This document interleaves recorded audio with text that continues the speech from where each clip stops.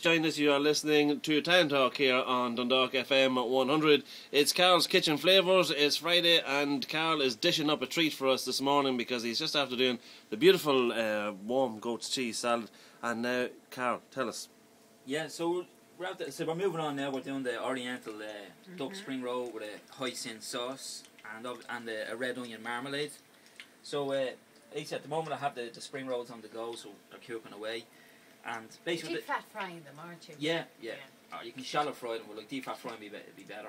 Okay. And then so basically, what it consists of was that I got a phyllo pastry, right, and then I got a julienne, like strips of carrots, and scallions, and so I got the phyllo pastry and I cut out the say like 4-inch squares, and I brushed it with a sesame oil, and then I put another sheet on top of it, so I doubled the layer.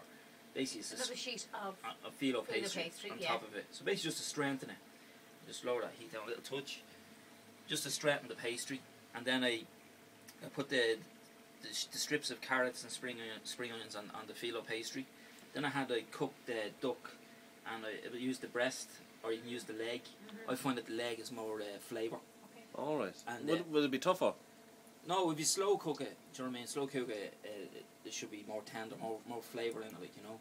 Right. So basically, I got the duck legs, and what I did was I put them in a tray, and I got to use the rapeseed oil, and I poured that over it about 3/4 way up to the duck leg, and I got an orange, and I sliced the orange and I put it into the oil, and I got star anise, or you can use like a cinnamon stick.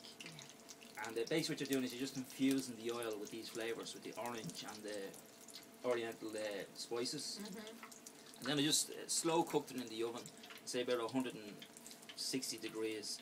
Slow cooked them there for 2 hours, and then what happened was that when they're fully cooked, they're cooking in the oil, they get crispy on the outside and slowly and tender on the inside. And you have that lovely crispy colour on it as well, golden colour on it. And then I just took them out, let it cool down, and then I just flaked off the duck leg. Right. And then I just put it into the centre of the pastry sheet, brushed the edges with sesame oil, and then rolled it over. So you have like the spring roll look. Yes, and yes, then, very much so. And then I just put them in the fridge, and I just put grease-proof paper in between them so they wouldn't stick to each other. Oh, okay. Okay. Oh, so these little tips help.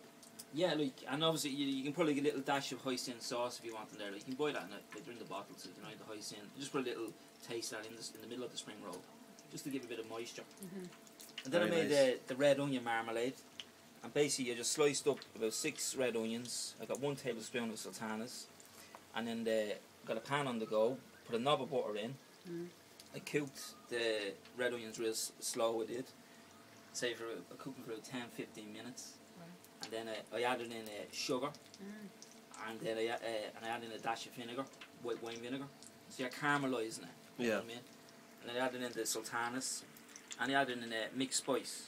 So these all come together, and just put a little drop of water in. What happens is then the onions will reduce down with all the flavour on all the stock that's in it. And you slow cook it, and you come out with the red onion marmalade. That's preserved as well now because you have the sugar preserving it and the vinegar. So that keep for about 2-3 weeks. That is a lot of attention and a lot of dedication going into something like that. Yeah, but it's well worth it. Do you know what I mean? Like, this would keep us every 2 to 3 weeks if we made one batch. Right, yeah. You So know? it's worth putting the effort in because the reward is worth it. It's long term. Yeah. You know, it lasts a couple Karl, of weeks. people who do that, well, like yourself, you have to have a passion for food to do that. Because I suppose we live in a time where everything has to be convenient and has to be there and then, and you go into the shop and you buy it in a jar because it's convenient to do it. I mean, what you're doing there and what you're explaining to us, that's going beyond cooking. Like, you're taking a kind of a step forward. You have to have the passion to do that. I see you're rolling it onto the Yeah, I'm just there, after doing a quenelle with the red onion marmalade. So basically, I just got 2 dessert spoons, and I picked up the red onion marmalade, and then I just turned the spoons into each other, so you get like a quenelle shape. But you can just put it like in the centre of the plate, like, you know what I mean, just as a dipping sausage, there's no problem. But you can buy the red onion marmalade, do you know what I mean? You can buy all this ready to go. But like, if you're really like a foodie and you want to go that extra. And there are a lot of foodies now. I hear what you're saying, Paulie, but I know an awful lot of people who listen into this and who go and try out the dishes. They really have the interest. Well, that's it, because it's ideas that, you know, that we wouldn't normally think of, and it's just using a bit of imagination. I suppose you You inspire some people out there, Karl, to take on these things. Yeah, and like another tip as well, like you seen like when I was cooking the spring rolls in the oil, I put a little taste of sesame oil into the oil. Right. And basically that just infuses that flavour through the oil. So you have that like oriental taste. You know what I mean? And plus like the oils can be a bit expensive as well, so like, a little taste goes a long way. Right. And again, so if you buy the bottle of sesame oil, you know it's a long term. So you added that in when the oil was warm. Yeah, it's just a little bit of drop into it there. And the aroma that came out around the studio. I mean, once you added that in. So as I said, like the red onion marmalade, you just sweat off your onions for 5-10 minutes in a bit of butter, add sugar, just a little caramelise, and then add in a dash of white wine vinegar. It'll hit a sizzle then, and then it's just nice aromas that are coming from it, and then you just add a bit of stock into it and your sultanas and let it cook out, and you get that rich like purple marmalade. Karl, my stomach is sizzling here, man. And then again, what I have is like the hoisin sauce. Basically, the hoisin sauce is just a blend of soya and plum sauce, and like you buy this ready to go. Do you know what I mean?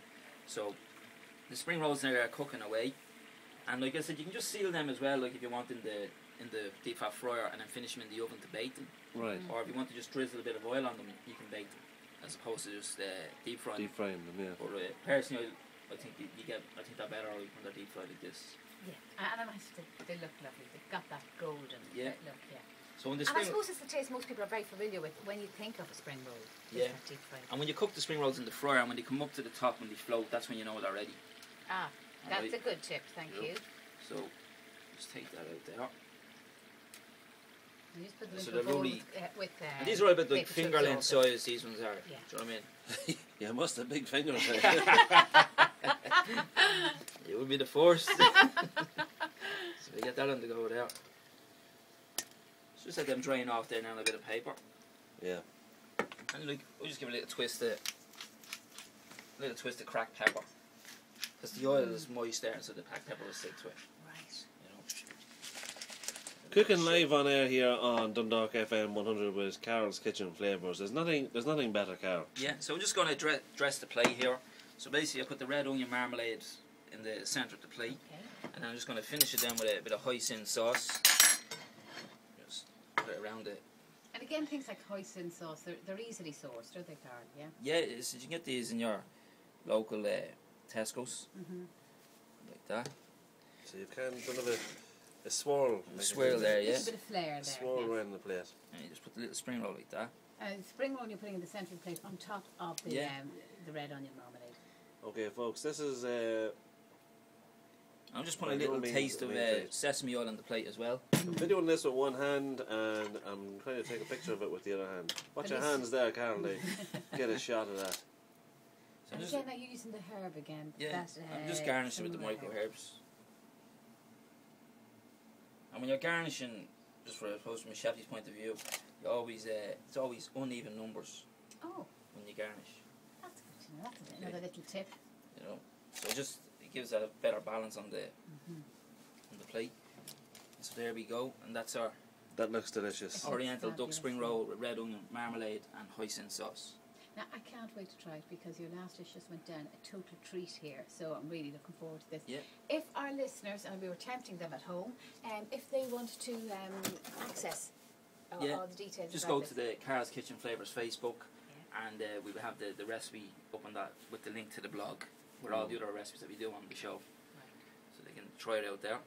And don't forget, on the website as well, we'll have we've video of the warm goat's cheese, and we'll have a video of this up there on the website as soon as we can. Alright, it's time to switch off this video and get tasting. Yeah, get tuck in.